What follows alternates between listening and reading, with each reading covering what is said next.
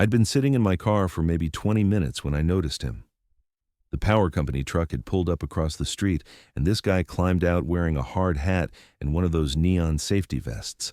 He was tall, built like someone who actually used his body for work, not just for show at a gym. Dark hair, probably mid-30s. I watched him start checking the transformer on the pole, and I probably should have looked away, but something about the way he moved, confident and careful at the same time, kept my attention. I wasn't supposed to be parked there at all.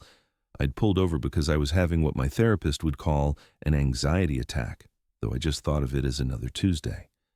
My hands were shaking so badly I couldn't trust myself to drive, and my chest felt like someone had wrapped steel bands around it. The presentation at work had gone fine, objectively speaking, but my brain had decided to replay every tiny mistake on an endless loop. My boss's slight pause before saying good job, the way Jennifer from accounting had looked at her phone during my section, the fact that I'd stumbled over the word implementation twice. So yeah, I was sitting in my car trying to remember how to breathe like a normal person when the lineman appeared. He climbed the pole with this easy grace that made it look simple, even though I knew it wasn't. I'd dated a guy once who worked in construction, and he'd told me about the training, the physical demands, the constant awareness of danger. This guy made it look like he was just walking upstairs. He had these thick gloves on and a belt with tools hanging from it, and I found myself wondering what his hands looked like without the gloves, which was a weird thought to have while you're basically having a meltdown, but my brain has never been great at staying on task. I closed my eyes and tried to do the breathing thing my therapist taught me. 4 counts in, hold for 4, 4 counts out, 4. It wasn't really working. My mind kept jumping to what I had to do next. Grocery shopping, my mom's birthday present that I still hadn't bought, the email I needed to send to my landlord about the weird smell in my bathroom. Everything felt enormous and impossible. When I opened my eyes again, he was looking at me. Not just glancing over, actually looking. He was maybe 30 feet up the pole, and he'd paused whatever he was doing to stare down at my car. At me. I felt my face get hot, which was stupid because he couldn't even see me clearly through the windshield, could he? I looked away, down at my lap, at my hands that were still trembling slightly. I should have driven away. That would have been the normal thing to do. But I was still not sure I could manage the drive home without wrapping my car around a tree, so I stayed put. I pulled out my phone and pretended to be absorbed in it, scrolling through social media without actually reading anything. Just needed to look busy, look normal. Look like someone who had a reason to be parked on a random residential street at 3 p.m. on a weekday. 5 minutes passed, maybe 10. I wasn't really tracking time. Then I heard footsteps approaching, and my stomach dropped. I looked up, and he was walking toward my car. He'd taken off his hard hat, and I could see his face clearly now. Strong jaw, dark eyes, a small scar above his left eyebrow. He looked concerned, which somehow made everything worse. I didn't want to be someone that strangers felt concerned about. He tapped on my window, gentle, not demanding. I hesitated, then rolled it down a few inches. "Hey," he said. His voice was deeper than I expected, rough around the edges. "You doing okay?" "I'm fine," I said automatically. The lie came out too quick, too defensive. "Just making some calls." He glanced at my phone, which was clearly just showing my Instagram feed, then back at my face. One eyebrow raised slightly. "Yeah? Because you've been sitting here a while and you look kind of pale. Just wanted to make sure you weren't sick or something." "I'm fine," I repeated. "Thanks for checking." He didn't move. Just stood there, studying me with those dark eyes. I felt exposed, like he could see right through me. See the panic that was still thrumming under my skin. See how hard I was working to appear normal. "I'm Marcus," he said finally. "I work for the power company, obviously." He gestured at his vest, gave me a small smile. "Part of my job is making sure people in the area are safe.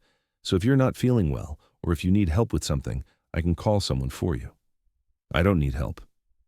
It came out sharper than I intended. "I'm just taking a break before I head home." "Okay," he said, but he still didn't leave. "Mind if I ask your name?" I don't know why I told him. Maybe because he seemed genuinely concerned. Maybe because there was something about his presence that felt steady, grounding. "Daniel. Daniel," he repeated, like he was testing how it felt to say it. "Listen, Daniel, I'm not trying to be pushy here. but I've seen people having panic attacks before. My sister gets them, and you've got that look, like you're trying really hard to keep it together." I felt my eyes start to burn, which was absolutely the last thing I needed.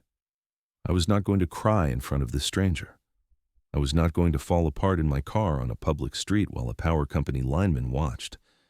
"I'm okay," I said, but my voice cracked on the last word. Marcus was quiet for a moment. Then he said, "I'm going to finish checking that transformer.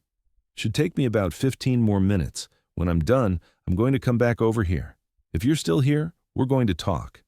If you've driven away by then, that's fine too.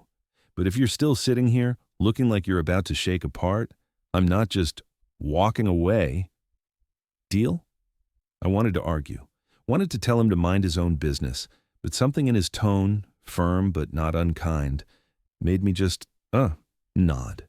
He tapped the roof of my car twice, gentle, then walked back to his truck. I watched him grab some kind of tool and head back up the pole. My heart was still racing, but it felt different now. Not just panic, something else mixed in. I could have left, should have left, but I stayed. I watched him work.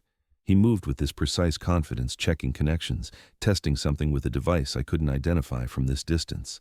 At one point, he pulled out his phone and made a call, speaking into it while balancing 30 feet in the air like it was nothing. I wondered what that felt like, to be so comfortable with danger, to trust your body and your equipment that completely. My own body felt like a stranger to me most of the time, like it was always on the verge of betraying me, racing heart, shaking hands, tight chest, fight or flight responses to things that weren't actually dangerous, a presentation at work, an email from my boss, the thought of grocery shopping. I'd been in therapy for 6 months. It was helping, sort of. I could identify what was happening now, could name it, generalized anxiety disorder with panic attacks. But naming it didn't make it stop, didn't make me feel any less broken. True to his word, Marcus climbed down 15 minutes later. He stored his equipment in the truck, took off his safety vest, and walked back over to my car. I rolled the window down all the way this time. "Still here," he observed. "Still here," I confirmed. "You eaten today?" The question caught me off guard. "What?" "Food. Have you eaten? Sometimes low blood sugar makes everything worse. My sister figured that out the hard way." I tried to remember. Coffee this morning. Had I eaten breakfast? I couldn't recall. "I don't think so." He nodded like this confirmed something. "There's a diner 2 blocks from here. Good coffee, decent sandwiches. You want to follow me over there?" My treat. "You don't have to do that." "I know I don't have to. I'm offering because I want to." He paused. "Look, you can say no. I'm not trying to be weird about this, but you look like you could use someone to sit with for a bit, and I'm on my lunch break anyway." I should have said no. Should have thanked him politely and driven home. But there was something about the way he looked at me. Not with pity, not with judgment, just with this straightforward kindness that I wasn't used to. "Okay," I heard myself say. His face broke into a smile, and it transformed him completely, made him look younger, more approachable. "Okay, follow me. It's the place with the blue awning." He walked back to his truck, and I started my car. My hands were still shaking a little, but less than before. I followed his truck down the street, around a corner, and into a small parking lot next to a retro-looking diner called Rosie's. The kind of place that probably hadn't changed its decor since 1975. Inside, it smelled like coffee and bacon grease. The lunch rush was over, and there were only a few other customers scattered around the red vinyl booths. Marcus led me to a corner booth and slid in across from me. Up close, I could see the lines around his eyes, the calluses on his hands, the way his work shirt stretched across his shoulders. A waitress appeared almost immediately. She was maybe 60, with reading glasses hanging from a chain around her neck. "Hey, Marcus," the usual. "Please, Betty, and whatever he wants." He gestured at me. I ordered a grilled cheese and coffee without really thinking about it. Betty disappeared, and I was left sitting across from this stranger who'd somehow talked me into having lunch with him. "So," Marcus said, leaning back against the booth, "you want to talk about what was happening back there?" "Not really," I admitted. "Fair enough." He didn't push. "You work around here?" "Downtown. I'm an analyst for a consulting firm. Even saying it out loud made my chest tight. Had a presentation this morning. It went fine, but my brain decided to convince me it was a disaster. He nodded slowly. That's the thing about anxiety, right? It doesn't care about reality. Just makes up its own story.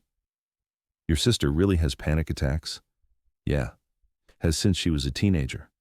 She's learned to manage them pretty well, but they still hit her sometimes. I've picked her up from the grocery store parking lot more than once. He smiled slightly. She taught me what to look for. That's how I knew. Betty returned with our coffee. I wrapped my hands around the mug, letting the warmth seep into my palms. The shaking had mostly stopped. Can I ask you something? I said. Sure.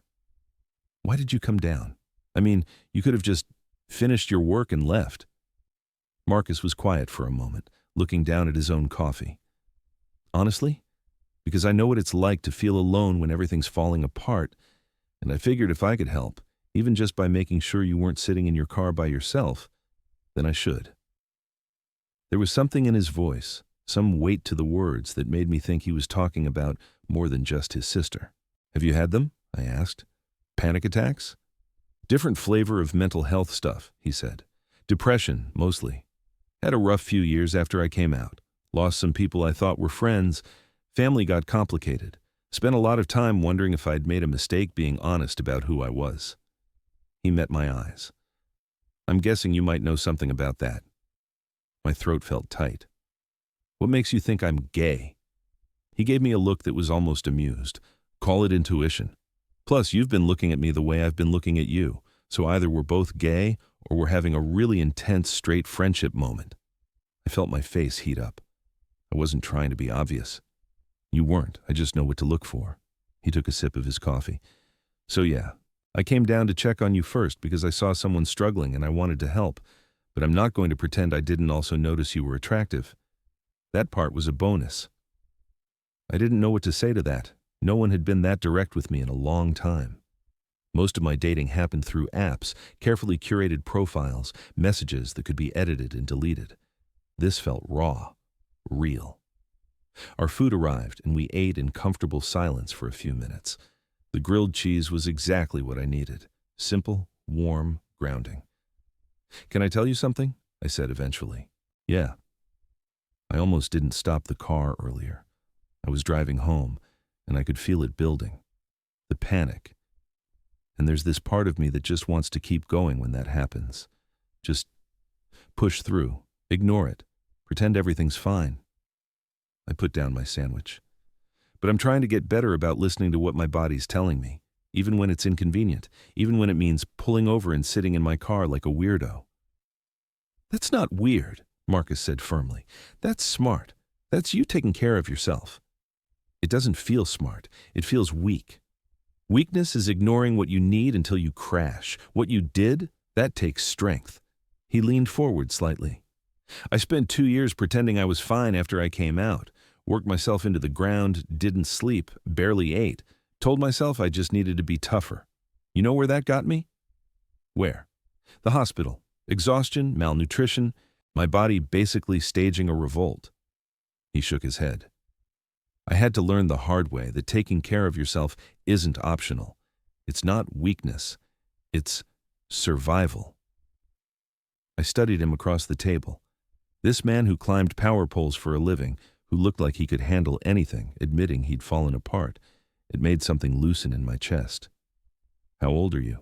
I asked. 36. You? 31. And you work in consulting, he said. Let me guess. Long hours, high pressure, everyone pretending they have their shit together? That's pretty accurate. I did the corporate thing for a while. Hated every minute. Took me until I was 30 to figure out I'd rather work with my hands. Do something where I could see the results of my work. Fix things. He gestured at his work shirt. Pays less, but I sleep better. I don't know if I could do that, I admitted. Just walk away from the career I spent years building. I'm not saying you should. Just saying there's more than one way to live, and maybe the path you're on isn't the only option. He paused. But that's future Daniel's problem. Right now, you just need to get through today. Right now, I'm having lunch with a stranger who climbed down from a power pole to check on me. Is that weird? This feels weird. Tell me if this is weird. I laughed, and it surprised me. It's a little weird, but also kind of nice. We talked for another hour, about everything and nothing. He told me about his job, the places he'd lived, his sister who was getting married next month. I told him about my apartment that I could barely afford, my cat named Hemingway who was an asshole, my parents who still didn't really understand why I moved to the city. I didn't tell him I was gay directly, but it was there in the spaces between words. The way I talked about my ex-boyfriend without using pronouns, the casual mention of the pride flag on my desk at work. He didn't push, didn't ask for clarification, just listened and nodded and shared his own stories in return. Eventually, Betty came by with the check. Marcus grabbed it before I could reach for it. I said my treat, he reminded me. Thank you. For this, for earlier, for everything. We walked out to the parking lot together. The sun was lower now, painting everything in golden light. My car looked small and ordinary next to his work truck. You going to be okay to drive home? He asked. Yeah, I'm good now. Better. I meant it. The tight feeling in my chest was gone. I felt tired, but calm. Really, thank you. Can I give you my number? He pulled out his phone. In case you ever need someone to talk to, or if you want to get coffee sometime, or if you're sitting in your car again and need someone to come sit with you. I gave him my number, and he sent me a text so I'd have his. Just a simple, hey, it's Marcus. We stood there for a moment, neither of us quite ready to leave. I'm really glad I noticed you, he said finally. I almost didn't. Was focused on my work, but something made me look down, and there you were. I'm glad you looked, I said quietly. He smiled, then surprised me by pulling me into a hug. It was brief but solid, the kind of hug that felt like an anchor. I could smell his cologne, something clean and woodsy, and feel the strength in his arms. Text me when you get home safe, he said when he pulled back. Okay? Okay. I watched him climb into his truck and drive away, then got into my own car. The drive home was easy. No panic, no shaking hands. Just me and the road and the memory of a stranger who became something else in the space of an afternoon. That night, I texted him that I'd made it home. He responded immediately with a thumbs up and glad to hear it. Then, a minute later, you free Saturday? I stared at my phone for a long moment, thought about all the reasons to say no, the complications, the uncertainty, the risk of letting someone new into my carefully controlled life. Then I thought about the way he'd looked at me in the diner, the way he'd talked about strength and survival, the way he'd climbed down from that pole to check on me first, before finishing his work, before anything else. Yeah, I typed back. I'm free. 3 months later, I'm lying in Marcus's bed, watching the morning light filter through his curtains. He's still asleep, one arm thrown across my waist, his breathing slow and steady. We'd stayed up too late talking, the way we always do. About his day, my day, the book I'm reading, the project he's working on. About everything and nothing. My therapist says I'm doing better.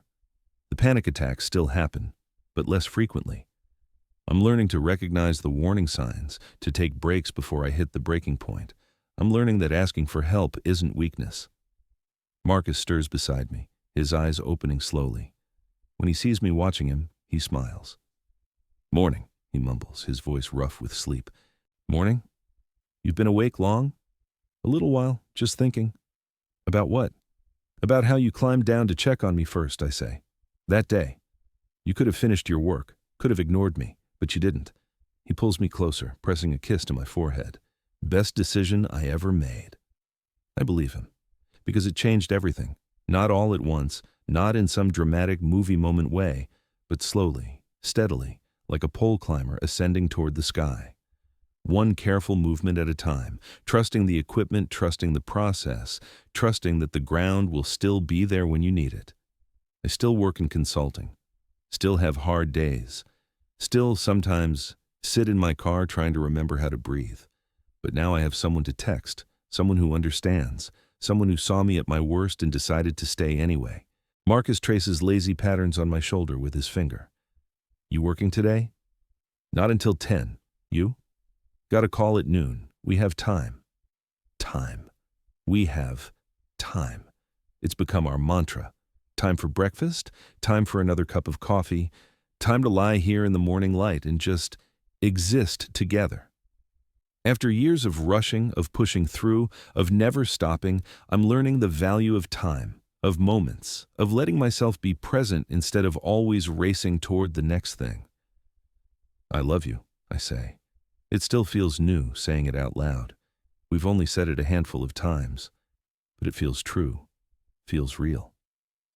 I love you too, he says, and kisses me properly this time. Later we'll get up, make breakfast, go about our days. But right now, we're here, together. Two people who found each other because one of them was brave enough to climb down and check on a stranger sitting in a car, because one of them was brave enough to stay. Sometimes I think about that version of myself, the one sitting in the car with shaking hands and a racing heart. I want to tell him it gets better, not perfect, not fixed, but better. I want to tell him that the lineman walking toward his car isn't a threat, he's a gift. He's the beginning of something good. But that version of me couldn't have heard it. He had to live through it, had to take the risk of rolling down the window, of following the truck to the diner, of saying yes when asked if he was free on Saturday.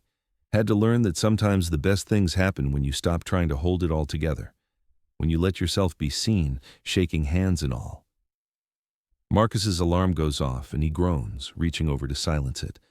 We should get up. Probably. Neither of us moves. We have time. We always have time.